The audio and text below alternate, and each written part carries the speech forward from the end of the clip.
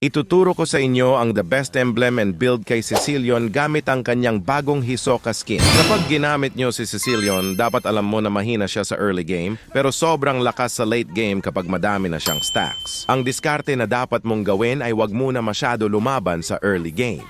Mag-ipon ka muna ng stacks sa pamamagitan ng pagtama ng iyong mga skills. Mabilis din maubos ang mana ni Cecilion, kaya dapat bumili tayo ng mga mana regeneration items para magamit natin ang mga skills ni Cecilion at ma-burst natin ang kalaban. Napakahalaga ng Clock of Destiny at Glowing Wand para kay Cecilion na kahit ang 2 items pa lang na yan ay kaya na punitin ang kalaban. Tandaan nyo rin na dapat sa backline ka lang pumwesto kapag may clash para safe ka at hindi ka mapitas ng kalaban. Kaya tandaan nyo ang mga tips na sinabi ko para magamit nyo ng tama si Cecilion. Ito ang emblem at build ko kay Cecilion.